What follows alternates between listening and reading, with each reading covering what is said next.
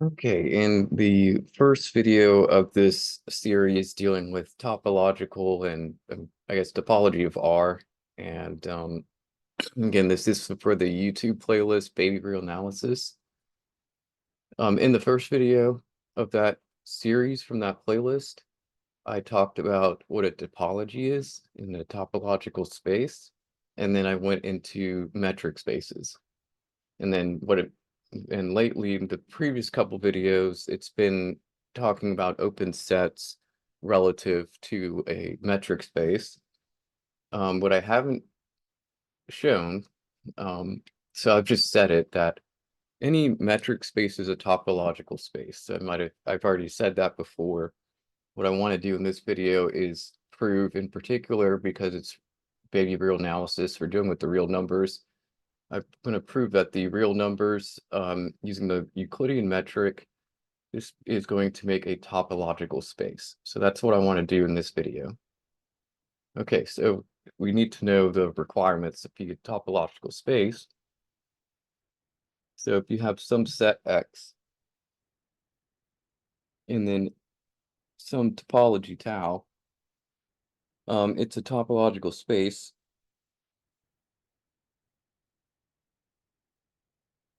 if, and there are three requirements. You basically had that X and the empty set are part of the collection of open sets of X, which that is what tau is the collection of a collection of open sets of the set X. All right, so the first thing is I need X itself and the empty set to be part of tau. The second thing is that I need arbitrary unions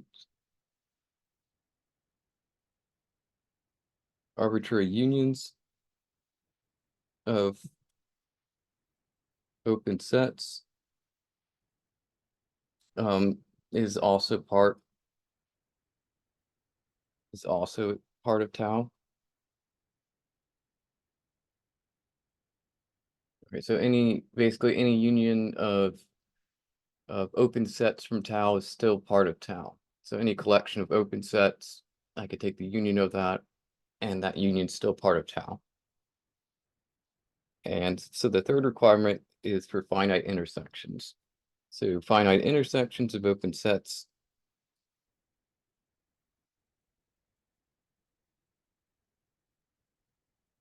So finite intersections of open sets is also part of tau. And then that is the requirements to be a topology. Now, what we need to show for this problem, so R is like our set X, and we're using the Euclidean metric, and in particular, the Euclidean metric, same thing as the absolute value of X minus Y for all X and Y in R.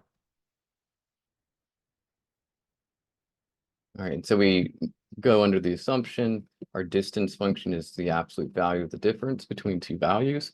And we already know that what the requirements are to be a metric space, all the different things with absolute value, property of absolute value. So I need to show that this space, the real lines with the Euclidean metric, provides a topological space. Now, recall that what it means to be open. So let's say you have a set G. A set G in the reals is open. And this is going sort of off of Rudin's definition of open, meaning that every point in G is an interior point, which means that for all X in G, there exists an R bigger than 0, such that we can put a neighborhood around that value X using R. So we call it the R neighborhood of X. And that still be contained entirely in G. And our neighborhoods, this would be the set of Y such that the absolute value of Y minus X is less than R, because we're using the distance function being the absolute value. And so our distance between the 2 points needs to be less than R, which I'm calling R as the radius. And now this is just for some R bigger than 0. I can translate this statement using property of inequalities with absolute value. So this is the same thing as the set of y, such that negative R is less than y minus x, less than positive R. But then I can also translate that again if I add x to both sides. So we x minus R less than y less than x plus R. All right, well, that's just the open interval x minus R comma x plus R. So these are our neighborhoods in R.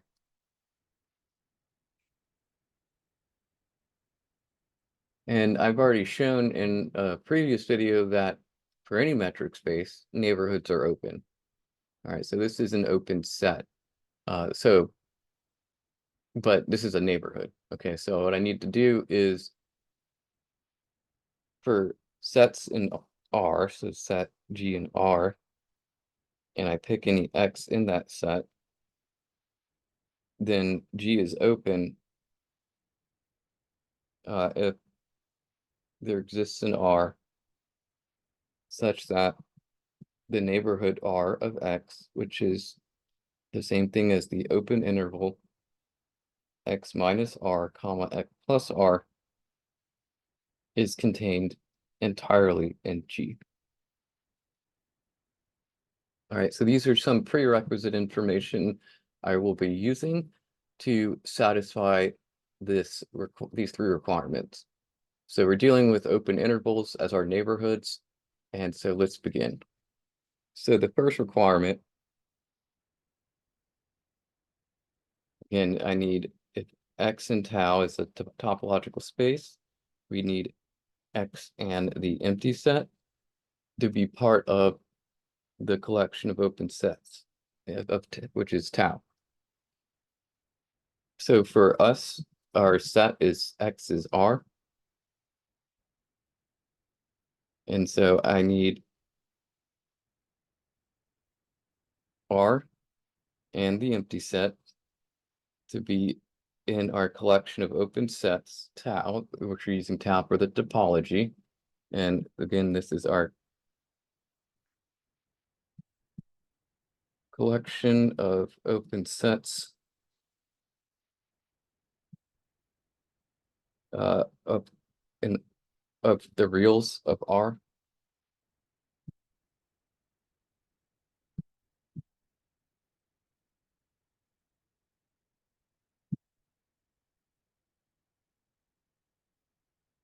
Okay, so let's first take care of the empty set. Well, the empty set is open because it's vacuously true.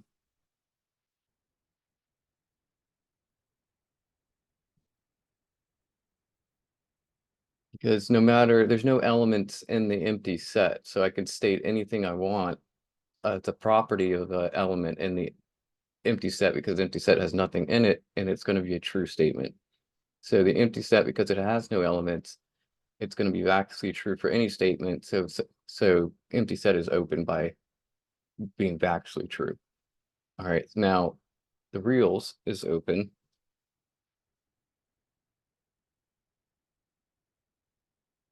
We can take any, again, we need to take any neighborhood around a point in the reals, and that neighborhood be contained entirely in the reals. So Y is open, pick any X in R.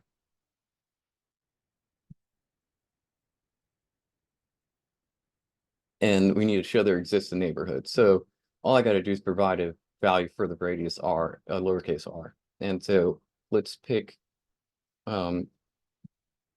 lowercase r to be 1. Then we have the one neighborhood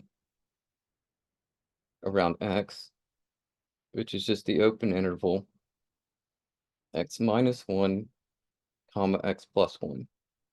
Well, that's an open interval of real numbers, so it's contained in R. Okay, so that first requirement is met. So the empty set and the real line, or the real numbers, is open. Now we need, for number 2, arbitrary union of open sets to be open. So, so the second requirement, just going to write down arbitrary union of open sets is open. Okay, so I've written it arbitrary union being open, and then the third requirement is finite intersections of open sets being open. So let's take an arbitrary union. So let's say this collection is G of alpha, be a collection of open sets.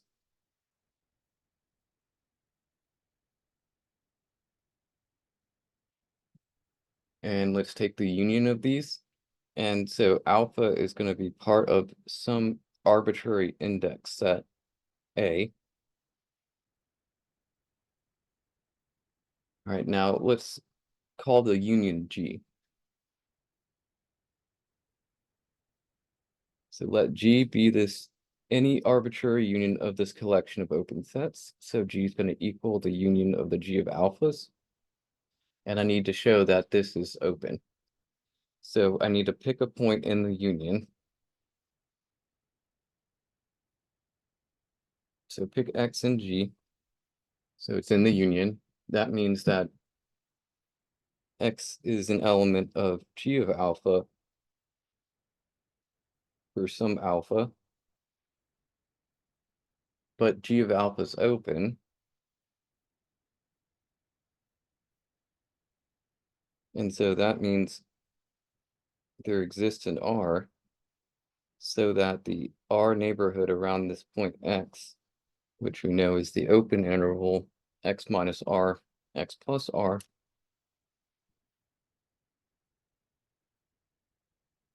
is a subset of G of alpha. But G of alpha is a subset of G.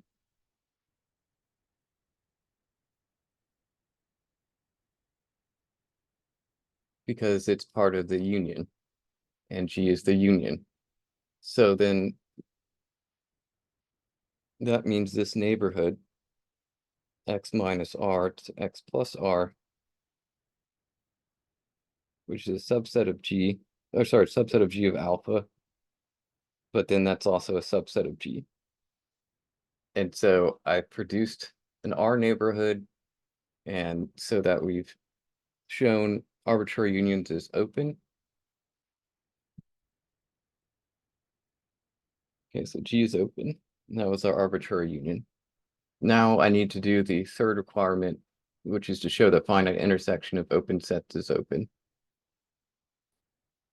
All right, so I've started fresh on the next page, so I have enough room. So again, now the third requirement is the finite intersection of open sets is open. So given a collection, this is a finite collection of open sets, I'm calling the open sets G of K, where K is the index I that runs from 1 to n. And so these are open sets. Now, I need to pick any X in the intersection, so pick X be in the finite intersection. So the intersection of the G of K, and again, K is running from 1 to n. So let's say K equals 1 to n. Then we know X is in G of K for all K.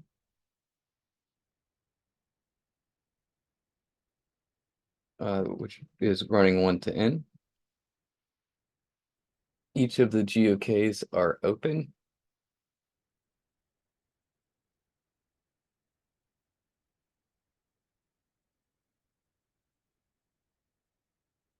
That means there exists an R of K where the R of K neighborhoods contained in the around X is contained in the this set that we're G of K. So there exists an R of K where the in R of K of X is contained in G of K. All right, so this, in other words, R of K is part of the set R1, R2 dot dot dot Rn. And for depending on like, so for instance, it could be G of 1, there's an R of 1, so that the N of R1 neighborhood around X is contained in G of 1. And what it means for N of R of K of X,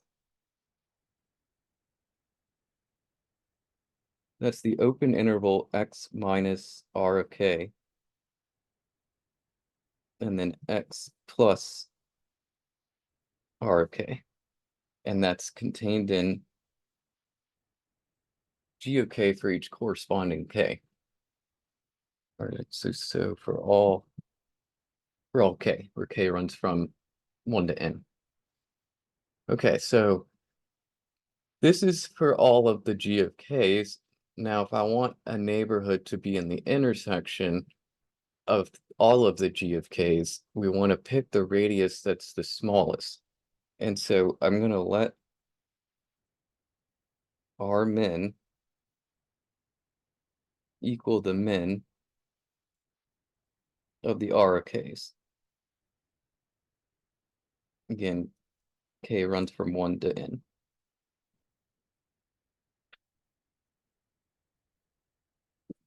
Okay, well, since it's the min, we know a couple things. So we know that R of min is less than or equal to all of the R of Ks for all K. Again, K is 1 to N. And so if we multiply both sides by negative, then negative R of min is bigger than or equal to negative R of K. And so if we add X to both sides, then we have X minus R of min is bigger than X minus R of K. And that's for all K. But we also know that because we have R of min less than or equal to R of K, so and R of min less than or equal to R of K, we add X to both sides, we'll have X plus R min less than or equal to X plus RK. And this is an AND statement involving X, and so we can combine this to a compound inequality. And that compound inequality is going to be, well, we know X minus R of K less than or equal to X minus R of min less than or equal to X, or sorry, less than X, not less than or equal to, we actually know it's just less than X. Because this is a positive number and I'm subtracting it from X. All right, so then we have that, and then we have less than X plus R of min. And that's less than or equal to X plus R of K. All right, well, what this says is that the open interval X minus R of min, comma, X plus R of min is contained in the open interval X minus R of K plus, comma, X plus R of K for all K.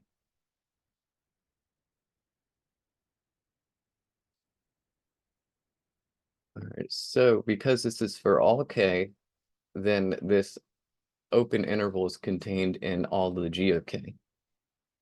So X minus R of min, X plus R of min, is contained in all of G of K because it's contained in the corresponding R of K neighborhood that's for that particular G of K, but it's for all K. So if it's in each G of K for all K, then it's in the intersection. So this means that the R-min neighborhood around X is contained in the finite intersection of the G of Ks. K equals 1 to n, which then means the finite intersection is open.